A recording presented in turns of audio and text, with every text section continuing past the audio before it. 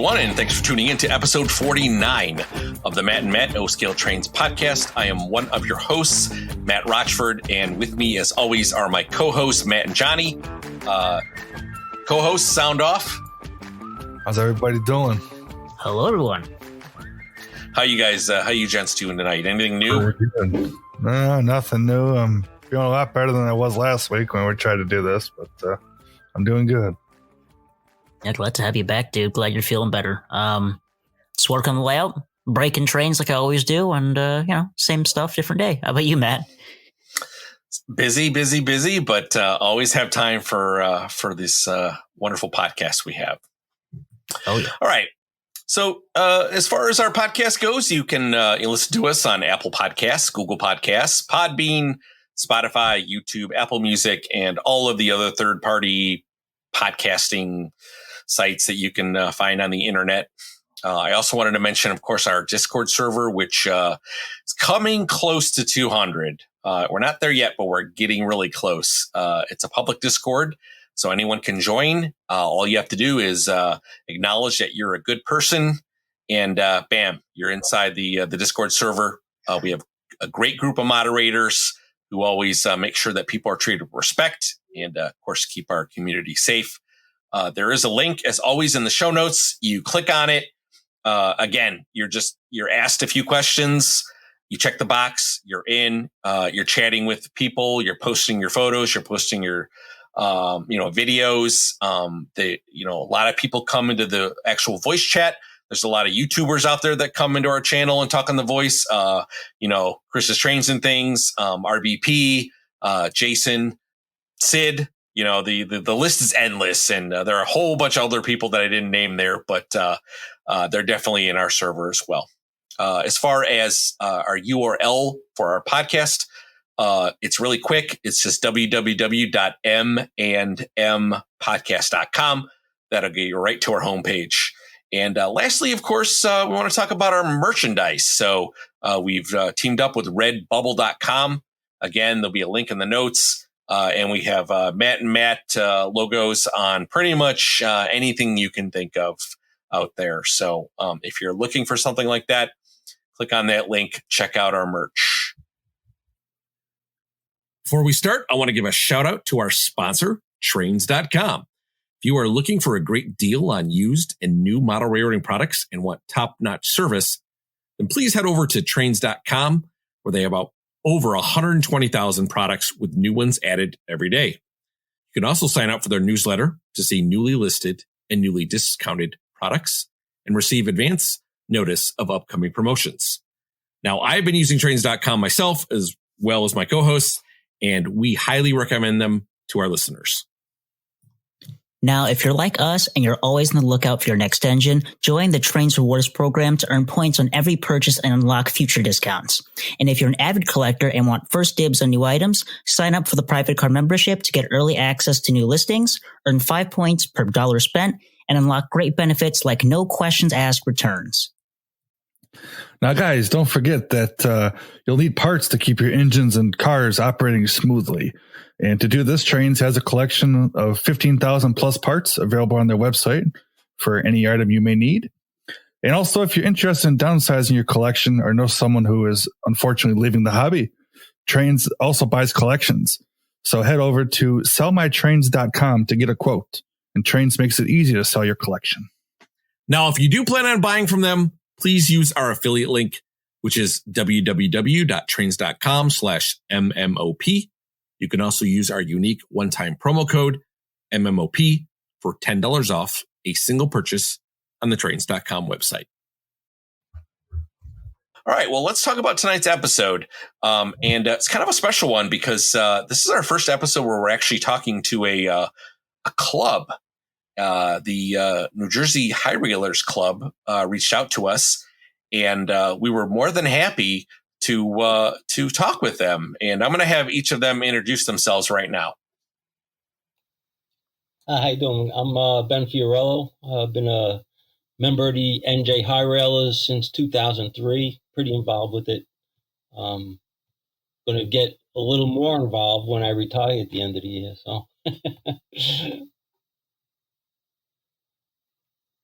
So So I'm Chris Lord. I'm currently the president of the NJ High Railers. I succeeded Ben, who had been the president for many years before me. I've been involved in the club for about 12 years. Like everybody else, I enjoy my model trains, and the club gives me a really great chance to play with a pretty big, pretty nice layout. Matt? Hi, Matt Horning here, another member of the High Railers. I've been involved since 2001. Great hobby, great place to see trains. Yeah, and a big thanks to all three of you for taking the time out and coming on our podcast here. We love talking to folks, and especially now to actual railroad clubs. It's going to be interesting. Like I said before, you're our first club that we've had on. So we have some interesting questions for you. And we also want to obviously give you the chance to talk about your club as well. And, there'll be time obviously at the end of the episode to give all your links. But that doesn't mean we don't want you to kind of talk about the history and how to join and, stuff like that. Matt and Johnny, you guys got anything before we get started here? I'm really excited for this. This has kind of been a little bit in the making here, and I'm ready to see what we got in store. Same here. Definitely seen a lot of videos of your guys' club on YouTube and other social media and just media overall. So be able to talk to the guys behind it and the cool layout is pretty exciting for us. So I can't wait to rock and roll here. All right. Well, I'm going to give our East Coast host, Mr. Matt Z. I'm going to give him the rights to start out with the questions since he's our resident East Coaster. So, Matt Z, you got the floor. All right. I don't know where you were going to start, Matt, so I'm just going to start rattling them off and we'll go from there. But I guess the first logical question to ask is, what is the NJ High Railers? How did it start? And how do you become a member if you choose to do so?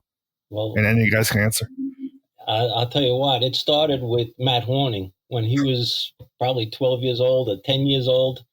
Our club was a mobile club that used to set up at the train shows. And Matt used to go to all the train shows and made friends with the president of the club. And after a while, the president let him run trains. And he saw how interested Matt was in the trains, and he just gave him free rein. Then when the club was losing their spot to store all the modules, Matt volunteered his father's real estate to house the club. So I don't know if you want to jump in there, Matt, and tell them how that happened. Well, not much has changed. I was a 10-year-old with a big mouth, and I'm a 31-year-old with a big mouth now. But I volunteered my father and uncle's space in their newly acquired building in Patterson. They had acquired that for their business. They made picture frame mats and got a space that was much, much larger than their needs. So in addition to converting a lot of it to rental, they had this big open space. And I remember saying to the president of the club at the time, it'd be a great place to put the trains. And didn't really even need to convince my father and uncle. They just jumped right in and they started storing the layout there, eventually assembled it. And you have to realize his father and uncle had nothing at all to do with trains. They could care less about trains at that time. Oh yeah, no, it was something my dad was into because he saw I was interested in it, and my uncle was into it when he was younger, and we all kind of got into it again together.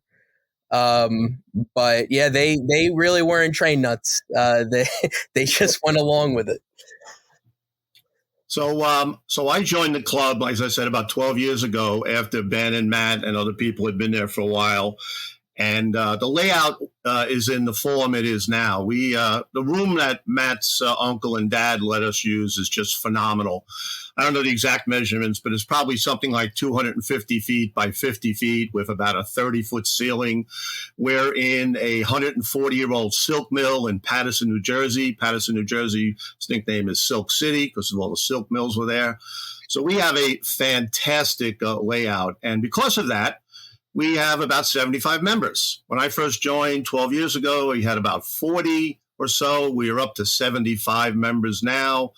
And we have members that are great at construction. We have members that are great at electronics. We have the whole gamut of members. So people who join the club get a real good opportunity to learn aspects of model railroading that they might not have been very knowledgeable. We got a guy who joined a few years ago who knew nothing about scenery. He does all our landscaping now, and he does a phenomenal job, and he learned it from scratch from some of the other members. I think, Matt, one of the questions you asked was, how do you join the club? Very easy. Ask to join and you're in. We do have a 6-month probation period to make sure that you're actually going to contribute to the club. But the easiest way to do it is to go to our website, which is njhirailers.com, and get the contact information and get an application from there. We actually just had a new member this week, so we're constantly getting new members. Are you required to live in New Jersey to be part of your club? No, actually, we have members in Florida. We have members in Canada. We have members in Massachusetts. We have a full membership and we have associate membership. And the associate membership is for those people who are geographically challenged as to coming to the club. So no, we have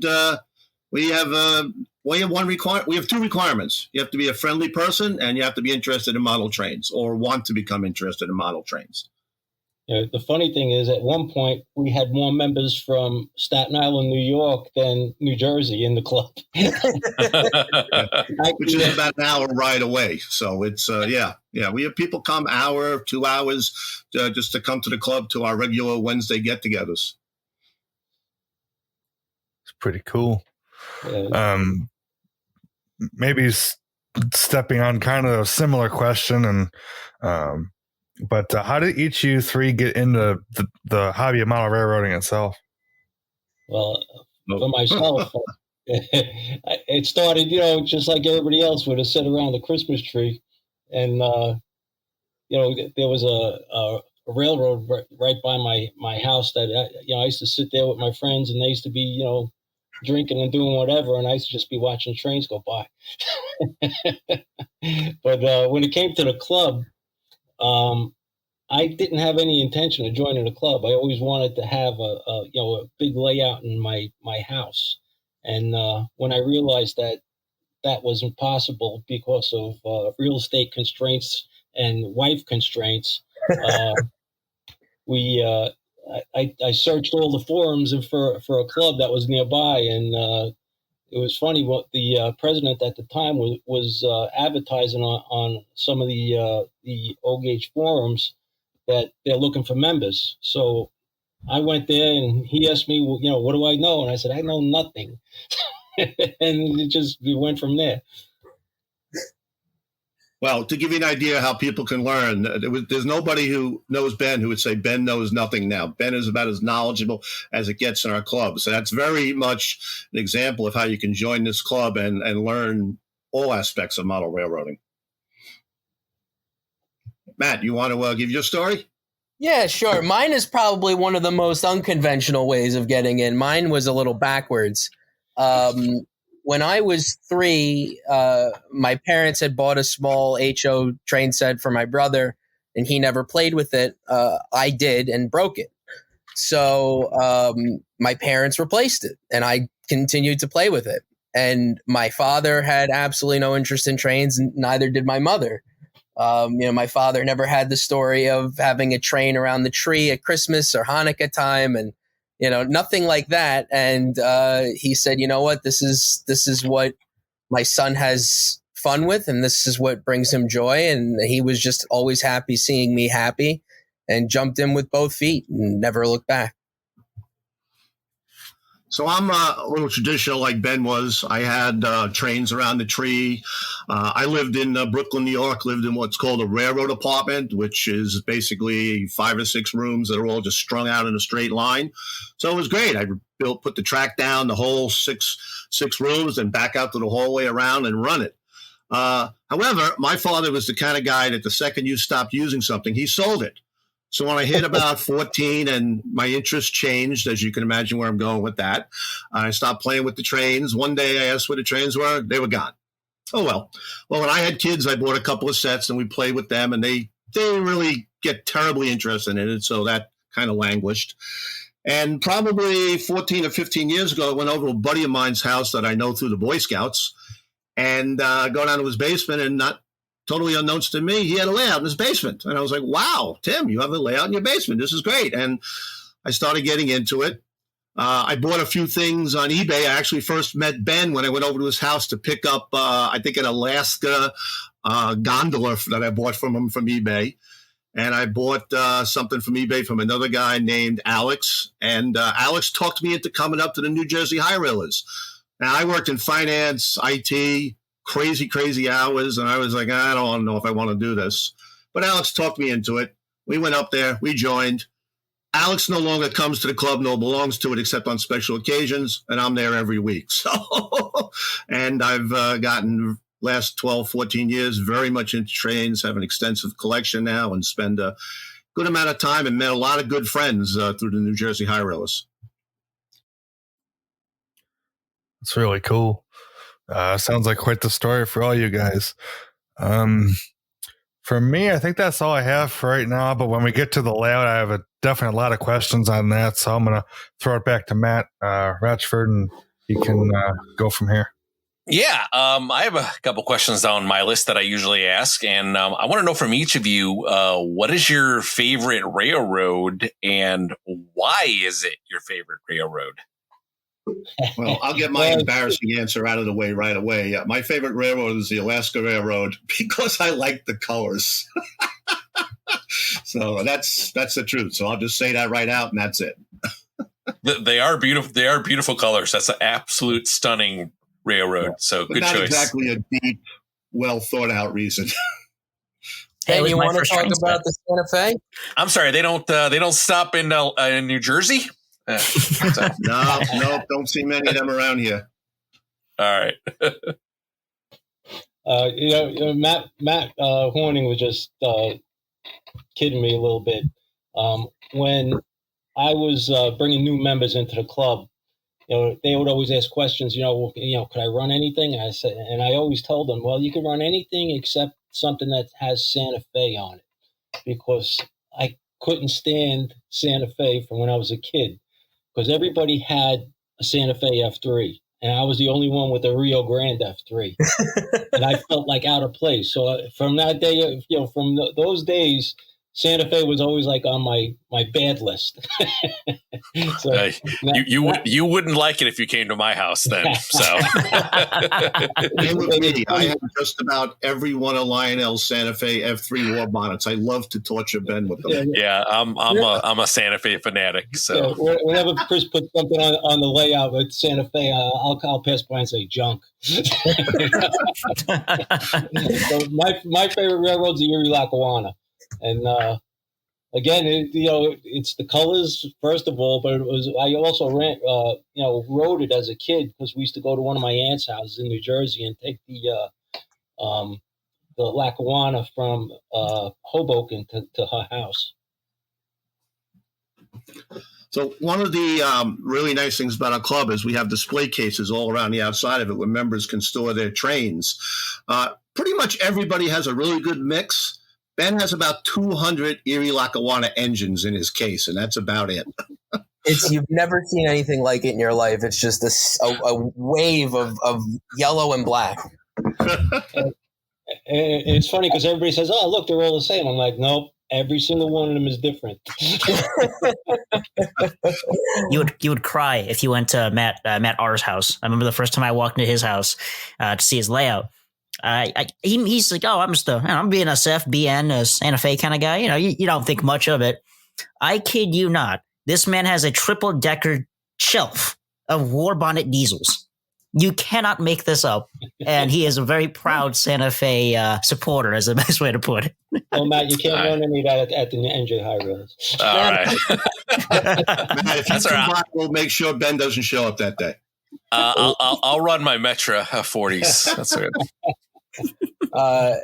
My favorite. So when it comes to buying model trains, if I like the color scheme or paint scheme, I go for it.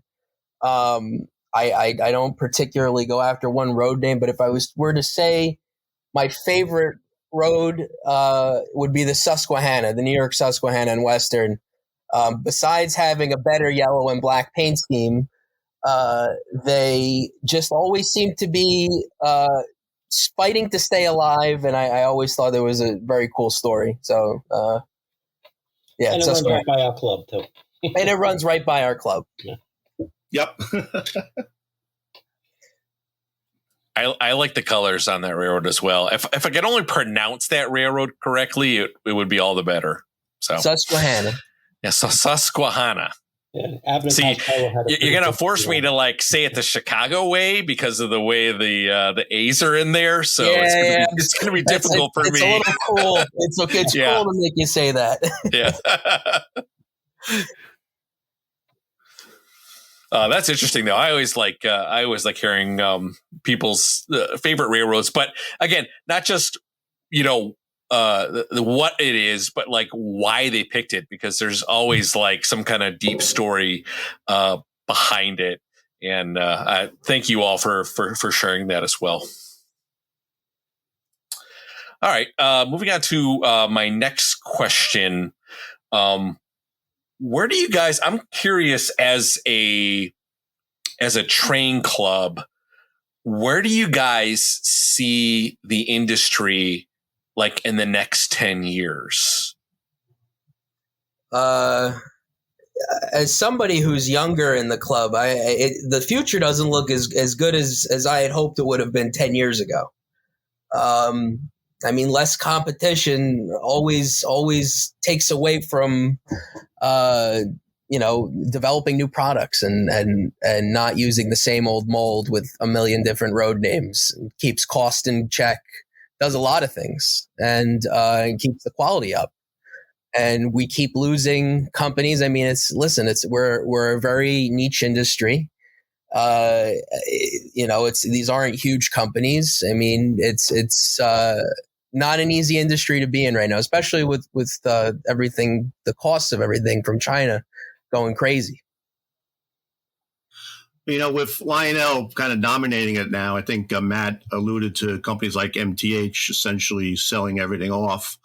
I'm actually a little glad that they are really getting into more remote control and really getting into running it with your smart device and getting into lower priced sets that you can do that. I think they still sell their $2,000 engines, but you can get yourself a nice $200 set that you can run with your smartphone. So I think that's a hopeful development in trying to get a new generation of people involved in it. Whether or not that happens, if I knew the answer to that, I'd be a lot richer than I am now, which I'm not. But I'm hopeful from that point of view. I do agree with Chris. It is nice that they're bringing Bluetooth into everything, so a kid can just pull out a phone. I don't have a layout set up in my house right now, but I do have a little Lion Chief Plus 060 and a little piece of track with rollers on it. And we had one of my young cousins over, and he wanted to see the train, and all I had to do was pull my phone out and turn the power on. Everybody was doom and gloom when MTH announced that Mike Wolf was retiring. But I'll tell you what, I think I'm spending more money now on trains than ever because of all these special runs that people coming out with and things like that. And Lionel is killing it on a lot of their new items. And I don't think the industry is as bad as everybody thinks, because if you go to like say Thomas the Tank Train in Lancaster, it's mobbed. And there's a Christmas train here that's run by one of the museums that sells out in August. And Matt, you were conductor on that a couple of times. I'm pretty sure, right? Yeah. I'm still pretty involved, but the tickets, they go on sale for the Polar Express. They go on sale end of July into August, and they're usually sold out within a couple weeks. Yeah, so there's still a lot of people involved, that are interested in it, and like I said, I know I'm spending more money than ever on Trainz the past year, and I thought I was over that, but there's so much stuff coming out that everybody thought MTH was done, but they have so much stuff available right now. As it goes, I mean, we're in O gauge, and in terms of the model train market, it's a very small portion of everything. Most of it is HO, and when you look at O gauge, it might be shrinking, but HO is definitely growing. Yeah, and their quality has been leaps and bounds. I mean, just in the sound field. I mean, I had an HO layout in my garage for a little bit, and it was amazing what the difference between HO now and what it was 10 years ago. Oh, you and details down to the right rivet on the right wheel. It's amazing. Yeah, I think you hit the nail on the head with the Ben when you're talking about all the stuff available by MTH, because I think their new kind of business structure of making custom things for local areas has really taken off, because I can speak for Berwyn, Berwyn Toys and Trainz here, man, they're just making all kinds of local stuff. And Rock Island, Burlington, Burlington Northern, and it's just people are eating it up for dinner. Instead of having MTH just make all this random stuff, which, I love, don't get me wrong, I loved MTH's catalog. I loved getting it. I loved going through it. But, when your local stores, local hobby shops are making all these, railroads that, you grew up with and, have a liking with, it's awesome. Now I'm like having to turn down stuff because I'm like, it's too much stuff. It's too much stuff. Like, stop already. Matt, I got to agree with you on that. We have a small shop on Staten Island called either Skaggs Train Shop or Easy Catch Trains, Traps, and Tackle. He sells trains and fishing tackle. And he was never really doing too much. But now I see him as one of the sponsors of MTH special runs all the time. So it's definitely gotten the shops involved too a lot more, I think, which is a really good thing. Yeah, absolutely. And as far as like pricing goes, like, it hasn't, I think hamburgers have percentage wise gone up more than buying trains. And it costs you like $10 for like a cheeseburger now, like anywhere, even McDonald's. Like, give me $10 for that cheeseburger. And then when you look at like what it costs to get like a really nice, a decently priced, line chief set or something like that, you're like, I could have a few cheeseburgers or I could have a nice line chief set. So, but I'll move on here. My last question for each of you is, and I like to ask this because I'm always interested in what people are looking for, but is there like a holy grail engine that you're still looking for and you haven't found it yet? Or maybe you've recently just found your holy grail engine that you've been searching for your whole life. I'll go ahead and open it up to the floor. Well, I can answer that one easily. On my bucket list is to ride the Rocky Mountaineer from Vancouver up into Canadian Rockies. And I am searching long and high and low, far and wide, trying to find the MTH Rocky Mountaineer set. And in 10 years of searching, I found one car. Forget about the engines. I just have one car. So that set I think the color scheme is just amazing. And I really, really, really want to get it before I stop collecting trains. See, now, I didn't know you were looking for that because I saw the complete set, and I could have got it for you. I think that set was on Trainz, and not to throw in our sponsor Trainz, but I think I saw that on a Trainz maybe a couple of months ago. But I think it had some. I think the engine was damaged slightly or something like that. Like it had it had front end damage on it, but it was like it was the full set though. And you're absolutely correct though. It is. That set is absolutely stunning looking for sure. I heard you were a nice guy and you treated your guests very well. You're torturing me here.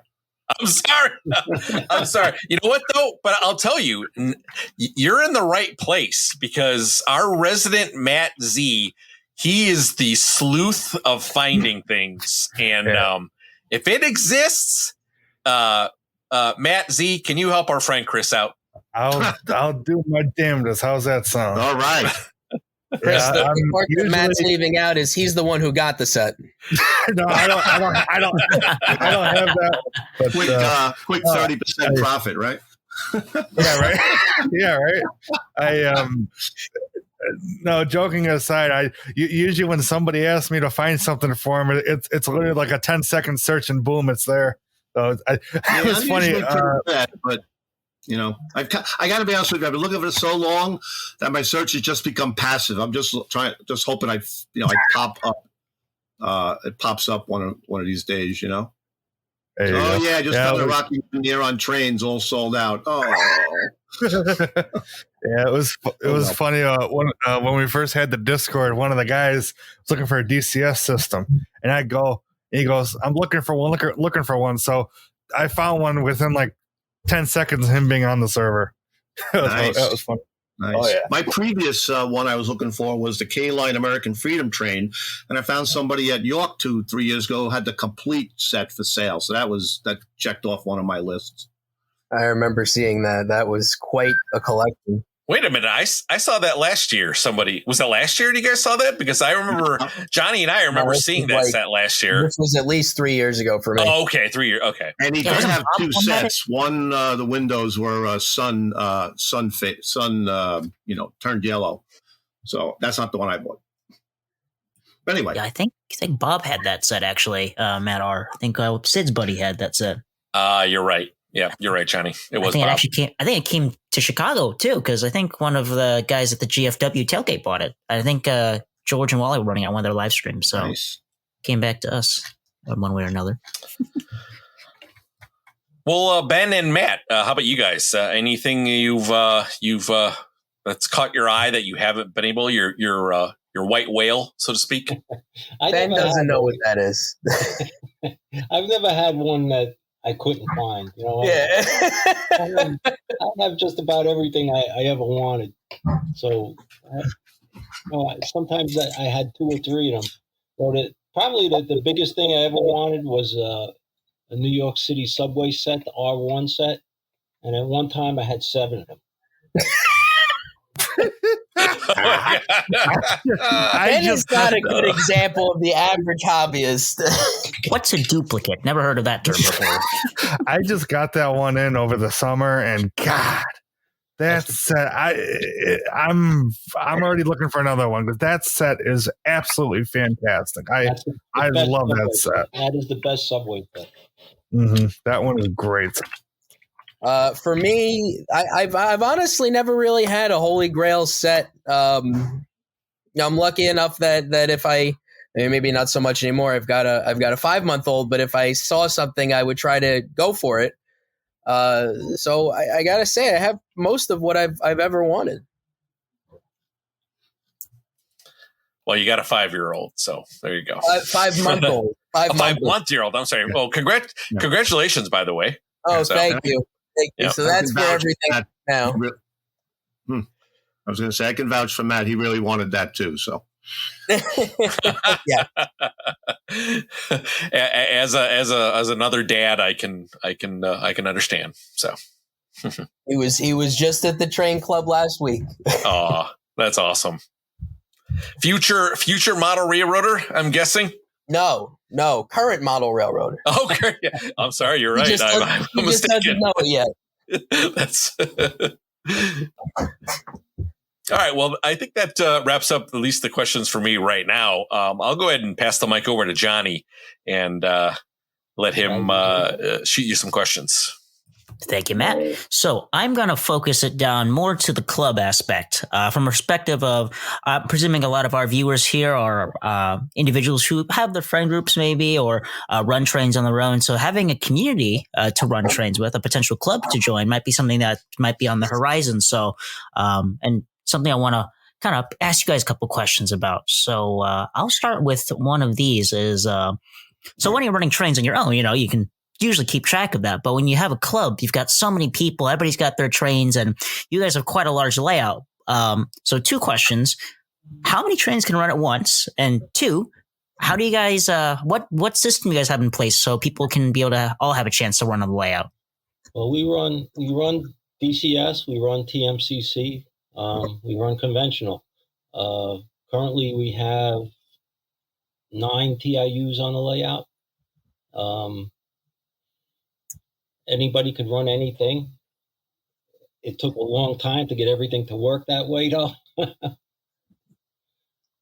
So, but yeah, so we on the open days, you just run if you want to run. We don't have a lot of contention for lines. We probably have 5 or 6 major main lines that can run simultaneously.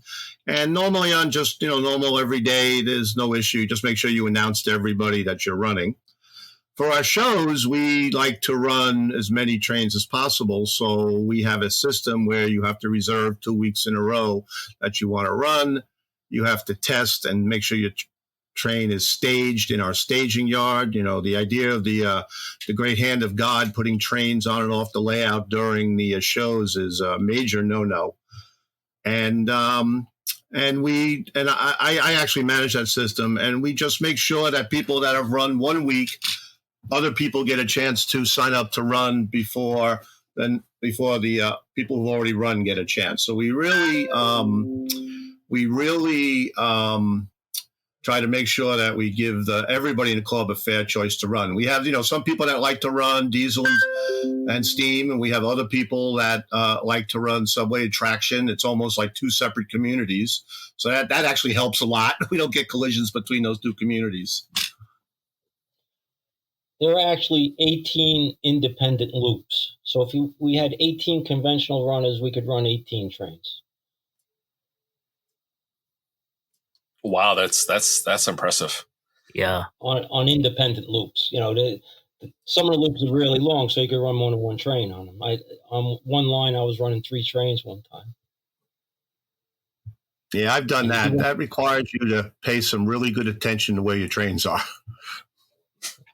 Well, it does, but it works.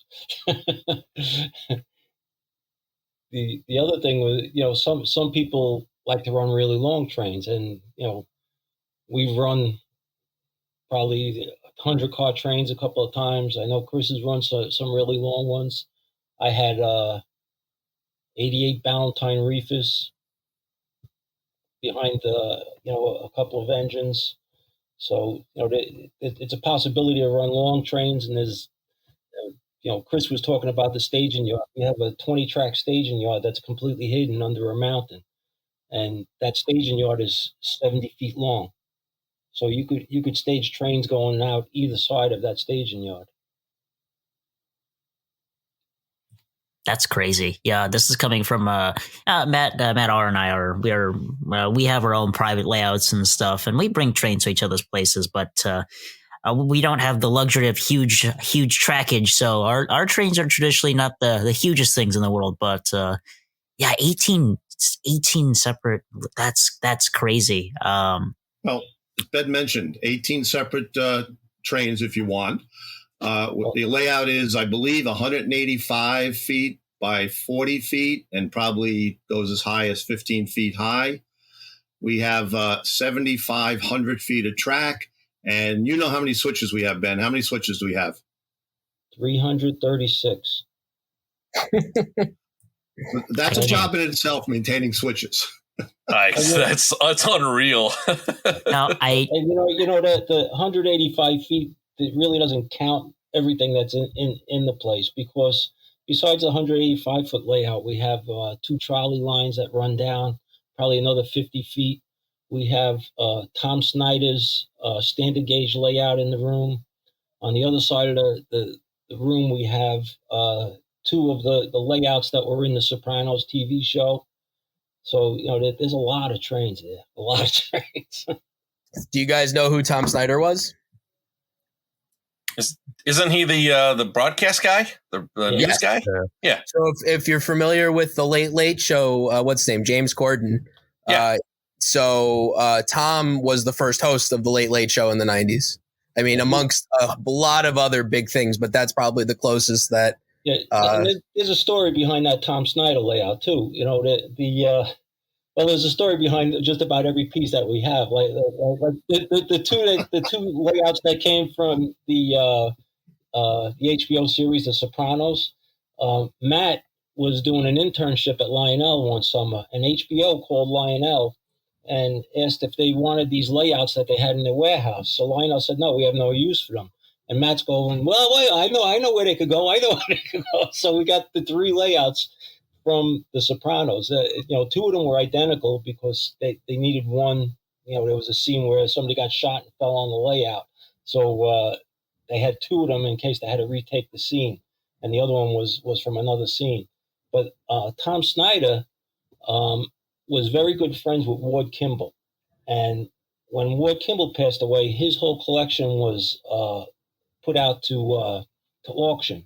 So Tom Snyder didn't want that to happen to his collection if he ever passed away. So he told his partner, Pam, I don't want that to happen. I want to keep it intact.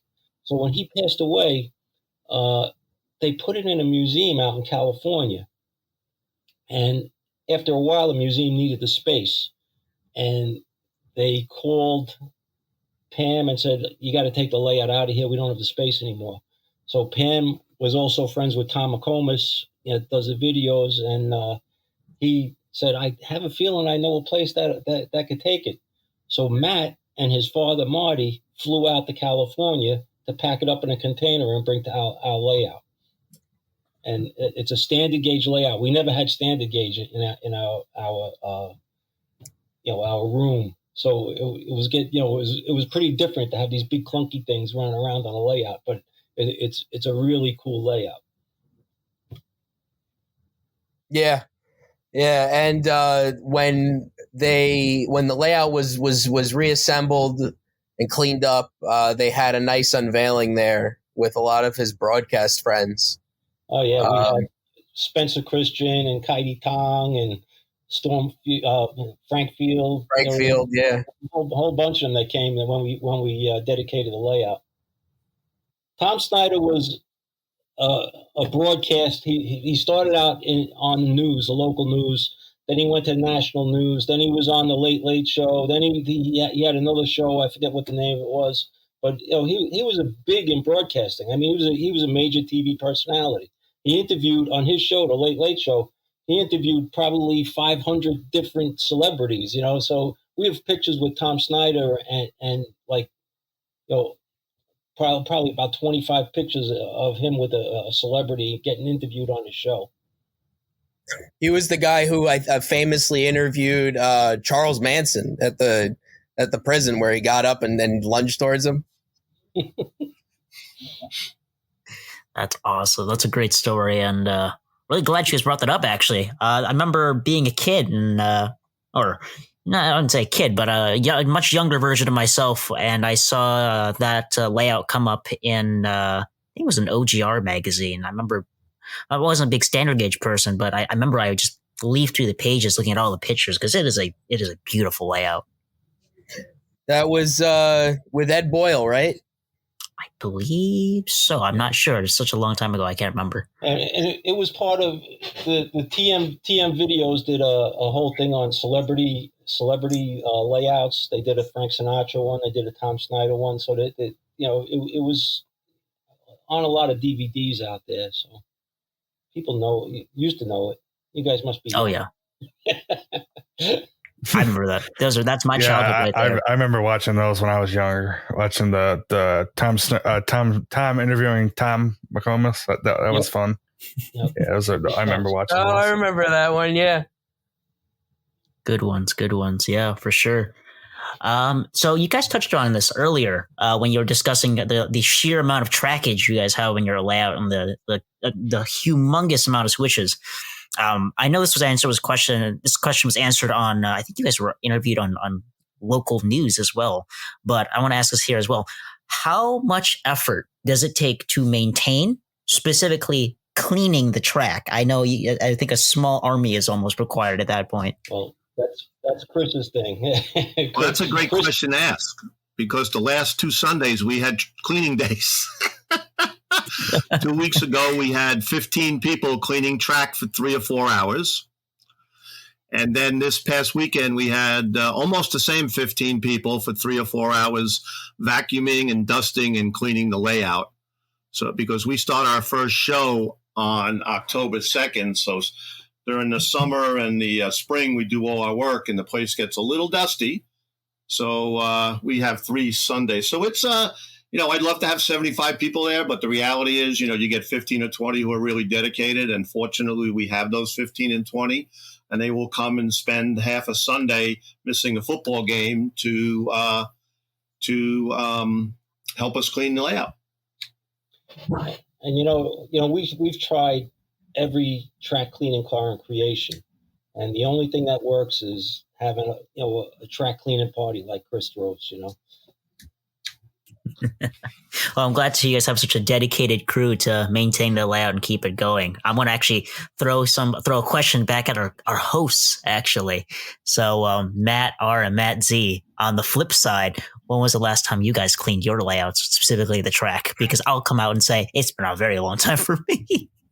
I did it a couple weeks ago. Now, dusting, that's a different story. But cleaning the track, I got to do it a lot because, when I run my trains, I kind of run them a little hard and they get check it's dirty. But dusting, you got to see my thing on voice chat, whatever.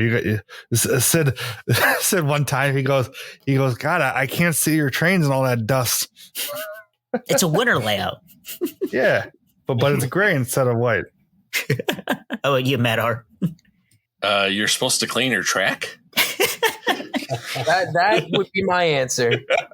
No, so I have one of those cars where it's got like the little sponges at the bottom of it, and it's on kind of like on a piston. So I squirt my little cleaning solution on there, and I just run it around behind a switcher engine, and it does a pretty good job, I have to say. But it's my layout, unfortunately, in the last couple of months has been under construction because I've expanded, and now I'm trying to finish up all of my landscaping.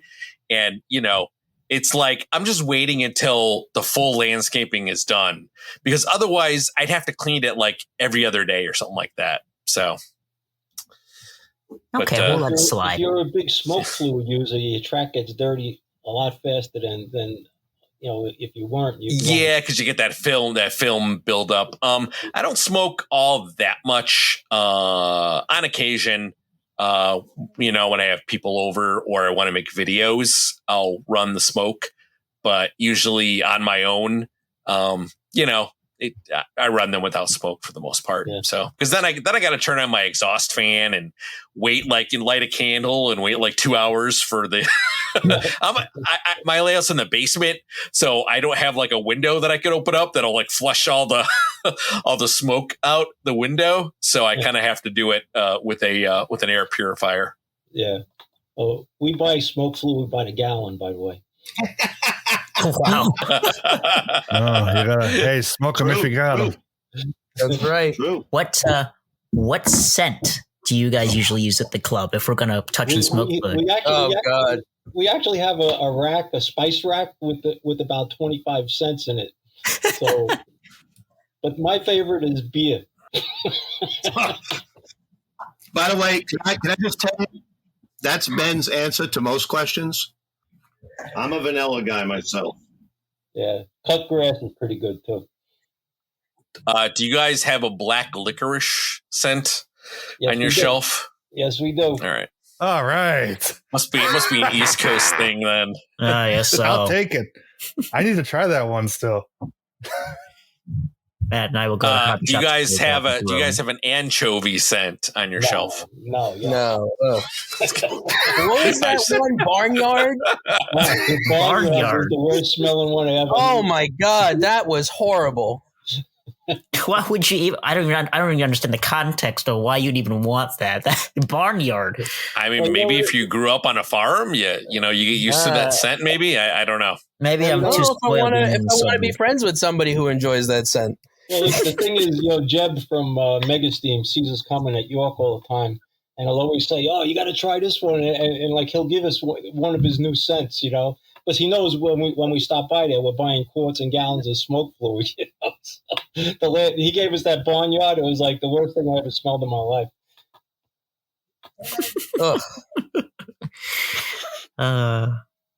Still hunting down. What was it? Grape. What's the one that you got, Matt? That you put in your breakdown B unit and I can never find. Yeah, grape. I think grape soda was it or just GT? GT Megastream's grape. Yeah, grape is good. It's good. Very cherry. My favorite is root beer, 100%. GT's root beer is like really, really good. Yeah, for sure. That's really cool to think.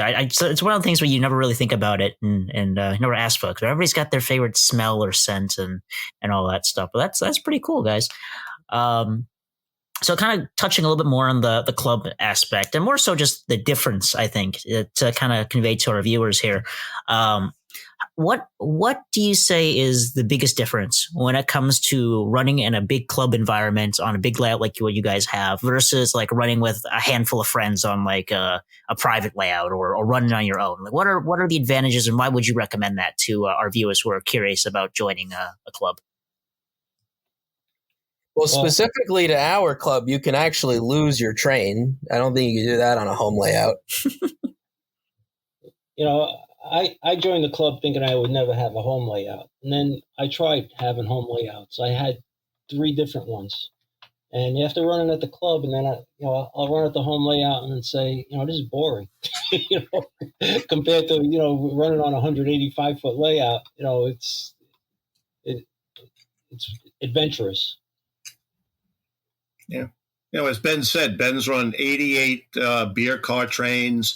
I ran a 60-car auto rack train. You can run, many, many engines. You can run many trains simultaneously. It's definitely a different vibe, though, because if you have people over and you're running trains, it's a little more of a more social party almost kind of atmosphere. But running in a show at the club when there's 200 or 300 people in the train room watching the trains and asking you questions, and you have to coordinate with your fellow club members to, because we mentioned about the staging yard. Well, to get in and out of the staging yard, it's, the dispatcher has to be on top of their game because you many times crossing other main lines.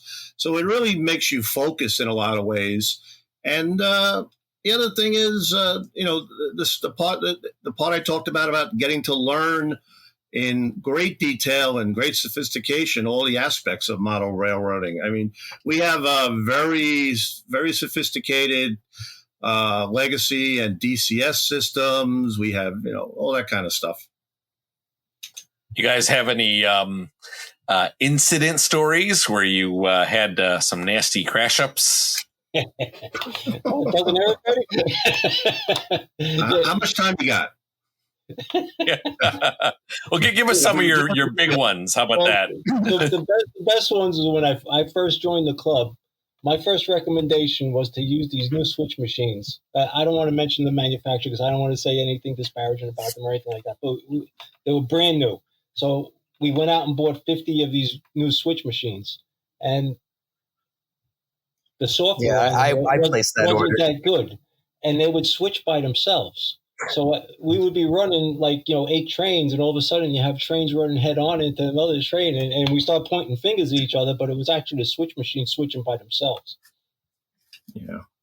We learned a few things. We have a helix, and you got to be very careful running a big boy on the inner track, because if you have somebody running, and this I notice exactly because this is what happened to me, 21-inch passenger cars running around the outer track and the big boy running on the inner track, when the big boy swings out, it'll knock a good number of those 21-inch cars off the helix and down into the valley, and it makes for a great picture. Yeah. Another incident, I had my Acela running, and I was running it, as Ben knows, I like to run at high speed, and I was running at a high speed. I had a switch through all by itself, and instead of going straight, it tried to go out and into the mountain, and we heard this horrific crash, and I had this great picture of about 6 of my Acela cars all accordion together.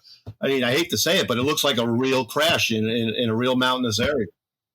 Yep. One of the funniest ones we had was we had a member that was a Subway guy. All he ran was Subways, and at that time we had a Y connecting two halves of our layouts, and he used to run his Subways at 120 miles an hour, and he was making this nice video of his R32 subway train coming down, and it hit that Y, and the first train fell off, and the other 7 cars just folded up around that first one. It's on YouTube too. I'll have to check that out. Stuff like that with I think that's a really, really interesting point you brought up when it comes to like when crashes like that, especially like ones with like the Acela, for example.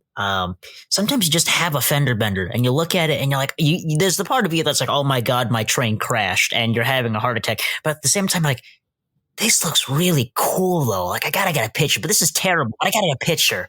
It's like, it's chaotic art in a way. Not that I would encourage anyone to do this, but it's one of those things. I had a set of coal hoppers that my buddy Jason had lent me. They're all like right away ones, so they're light as a feather.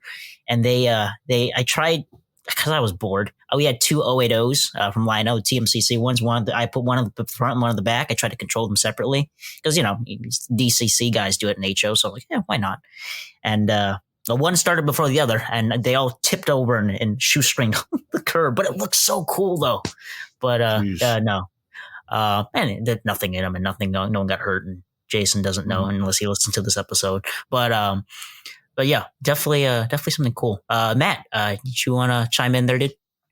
Yeah, it was who was running the subway that fell? Was it Zach? No. This was before Zach joined the club. Yep. So I'll tell you something else about our layout that's a little different, that actually leads to problems like we're talking about. Most clubs have a nice high plexiglass wall around their layout so that nobody can get up close and quote unquote personal with the trains and the switches. We don't believe in that. We don't have any of that. People can get up and stick their face right on the track if they want to. We think we're showing it so the kids can enjoy it and the parents can enjoy it, and we want them to get the best possible view that they can. And it's probably not the typical way a club tries to protect their trains and their layouts. But to be honest, every once in a while, a 5-year-old's hands get to be wandering, and every once in a while there's a little issue because of it. But it's something that we think is well worth it, given to let people really get the best view of the layout. We found that most of the damage without the plexiglass comes from guys' bellies hitting hitting the signals and all that kind of stuff. Very interesting situation you've run into there. That one that I don't think many people account for. That's really interesting. No, I would argue that it's probably fairly common in our hobby. Probably. Well, especially if someone's answer to a question is always beer. Yeah, that's a good one. No offense. I will. I'll take that one, and I'll move. I'm actually going to touch upon something that you guys brought up during our conversation about layout oopsies here. And so, because I know Matt Z had a couple things he wanted to bring up, and maybe Matt R does too. You guys have a very large layout and have very iconic parts of your layout too. So you have, for example, the Helix is one of them. I'll have you kind of talk about that in just a moment. But one of my last questions before I kind of open it to the floor again is what are your personal favorite scenes on the layout? If you had to take your camera and get a shot of a train running by, or just stay at one part of the layout, just stare at that scene forever, what is your favorite scene on the layout? Well, I know my favorite scene is the Ballantine Brewery. That was supposed to be on my home layout, and brought that to the club. Yeah. Mine would be the area of downtown Newark with a fire burning. I always thought that looked so cool. Yeah, we have an area that Ben spent a lot of work on in the last couple of years. We call it Barron Bay. And it's an area that we've built up with about 20 scratch-built craftsman quality houses and buildings. Looks like a New England fishing village scene that were all donated to us by somebody who decided, had spent probably 15 years building these and decided he was never going to have a layout. And it's just spectacular, the amount of detail. And every time you look at it, you see new detail in it. And that's my single favorite area in the layout now. I take the pictures for our annual calendar. So I'm sticking my nose in all areas of the layout all the time, trying to get new backgrounds for our calendar.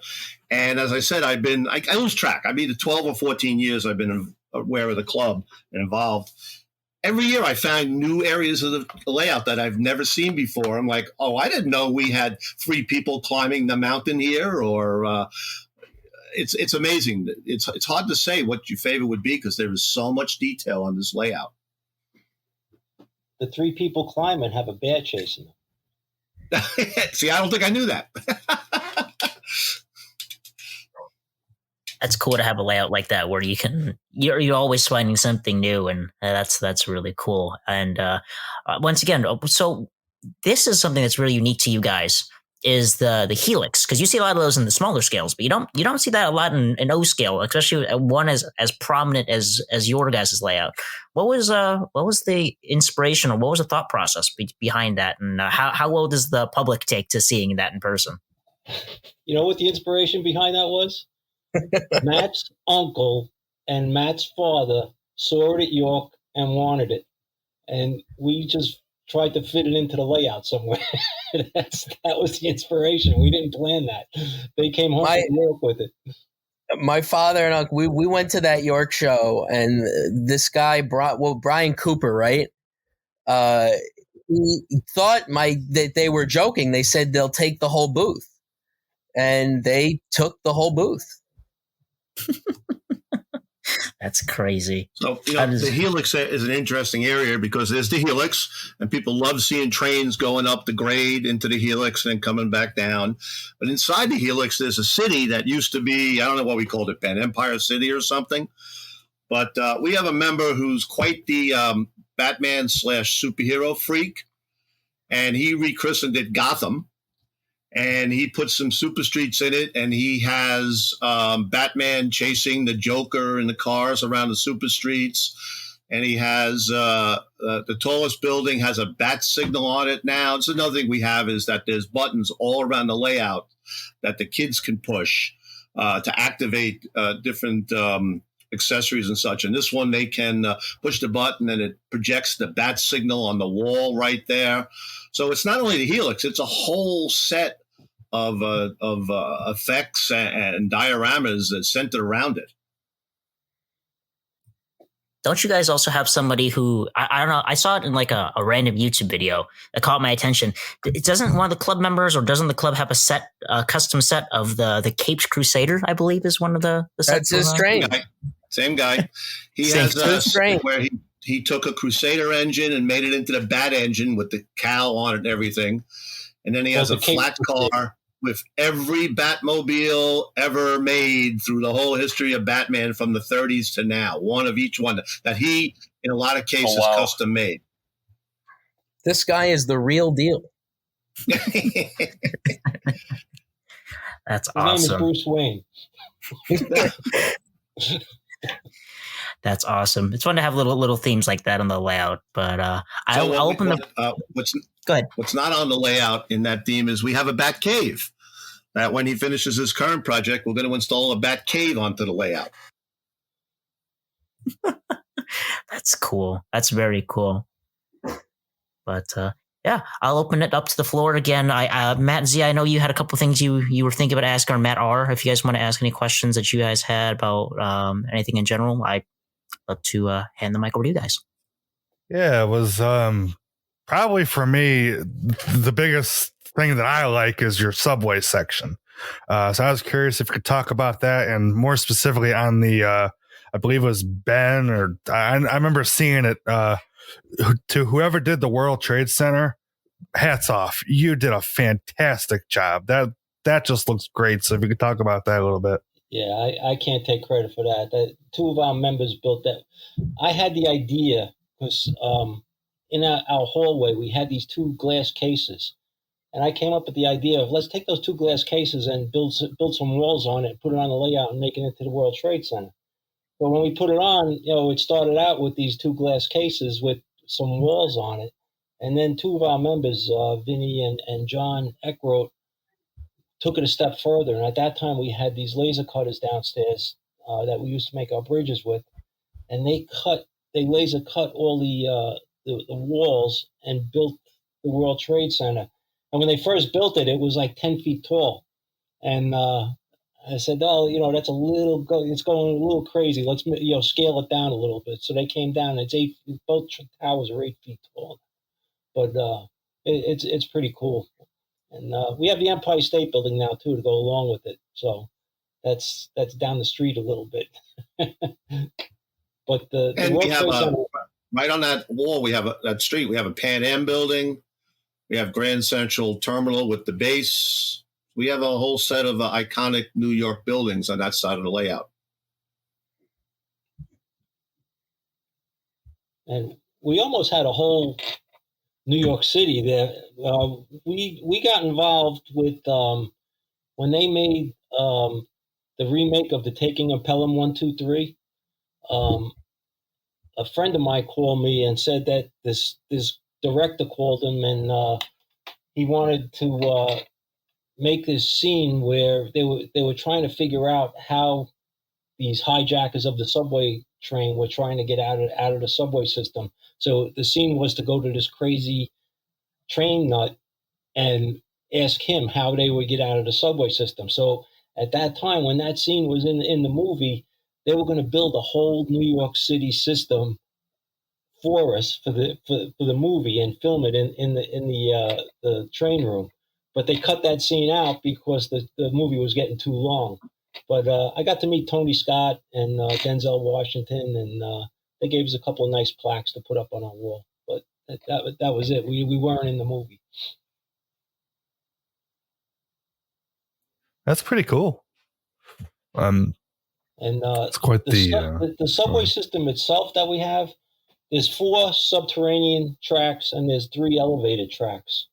And the section where the subway was, that's where we used to have the modular layout set up. And we took down the modular layout and created, a whole nother section. And we had a lot of subway nuts in the club at that time. And construction went on that. That's 72 feet long by about 30 feet wide. Wow, something pretty cool. You're a Subway fan, that's where to be. Yep, I can concur. I think I've seen videos and pictures of your guys' subway kind of architecture that you guys have everything set up, and it's pretty impressive, to say the least. Yeah, no, Zach, he's filmed videos on it, and I've seen it. It's really, really cool. Awesome stuff, guys. You're always welcome to talk about subways on this podcast. This is a subway-friendly podcast. So, Well, I'll tell you how much I was into subways. I retired from an IT job that I had for 32 years, and I drive subway trains now, one-to-one subway trains. that's Very awesome. cool. Yeah, that's awesome.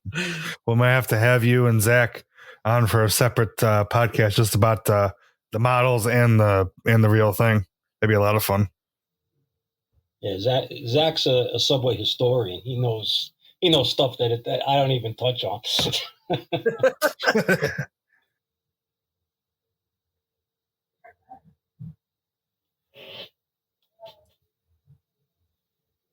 Matt Z, did you have anything else?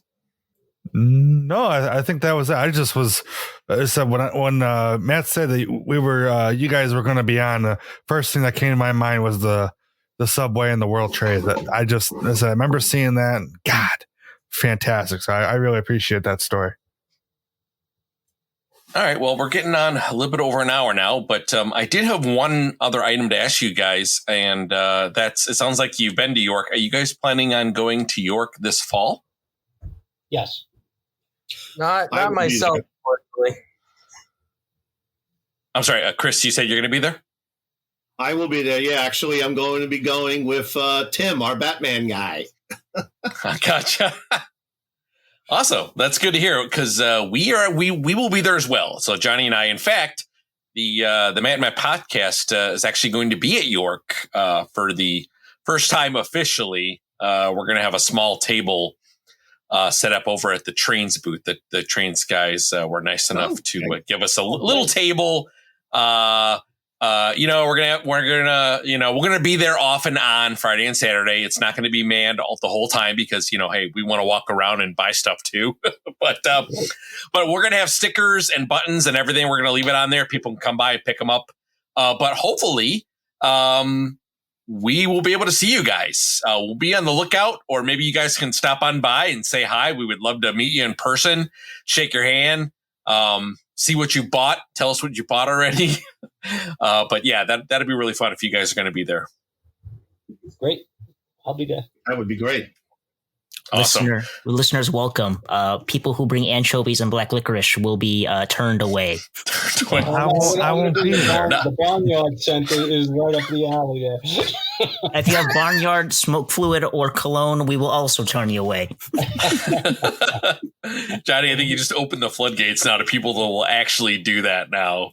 Yeah, I'd be very impressed. They deserve at least a handshake. If you bring any kind of black licorice or anchovy scent, we'll have Matt Z send you a signed picture of himself to you. We'll mail those straight to Matt Z for you guys. There you go. We will. Yes.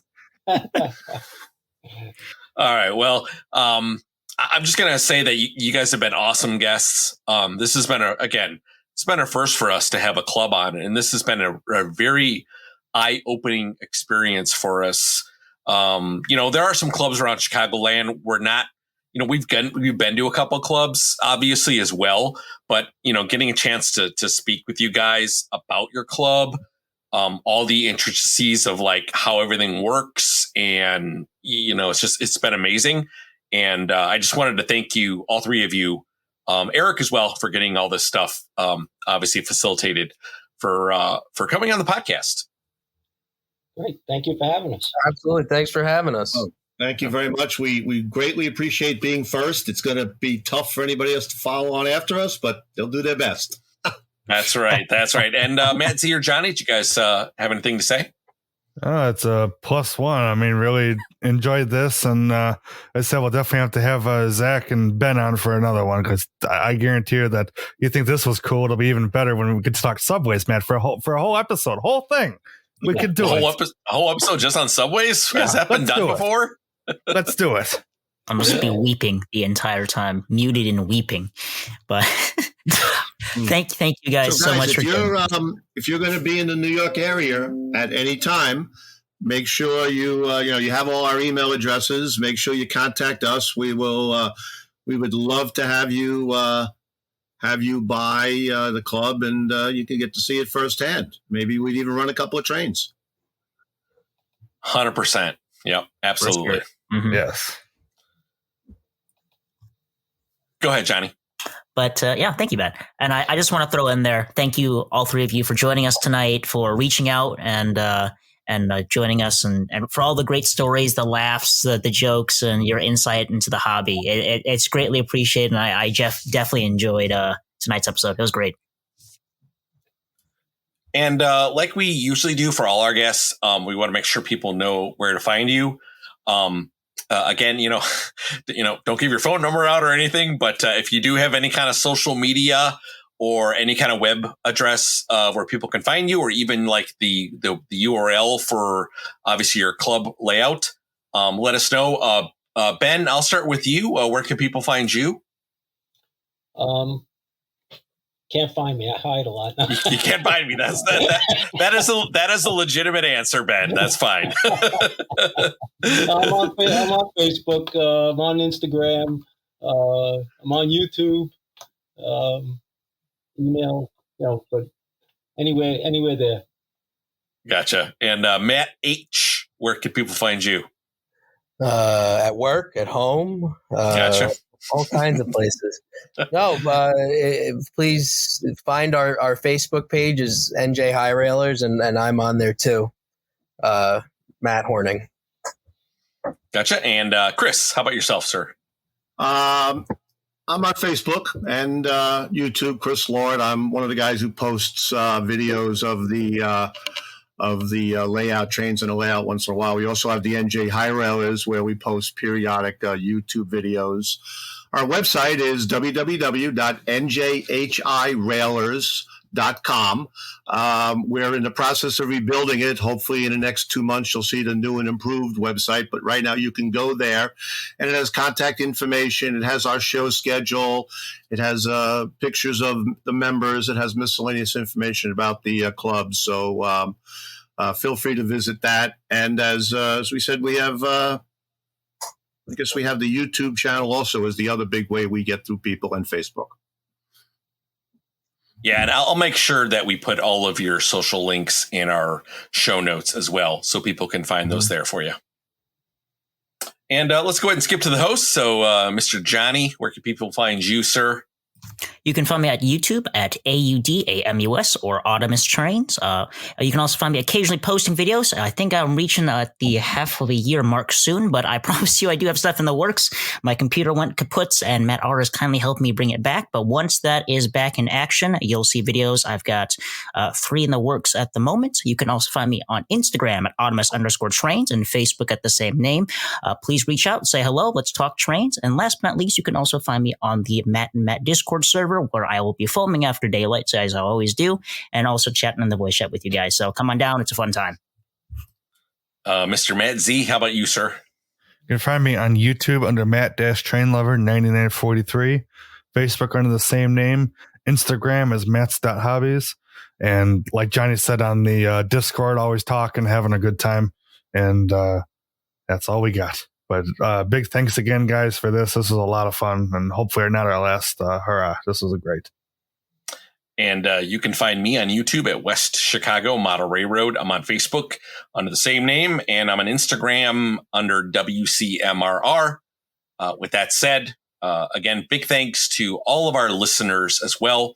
You guys keep this podcast going. You guys are why we make this podcast, because we have people who download our episode. And a big way to thank us is just by leaving us feedback on any of the social media outlets that we have, on Facebook or on YouTube or directly on iTunes.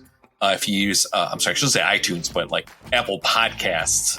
If you use that, that's a good place to leave us a review. Let us know what you think. We really appreciate it. And with that said, I want to wish everybody a wonderful night. Take good care. Thank you. Good night, everyone.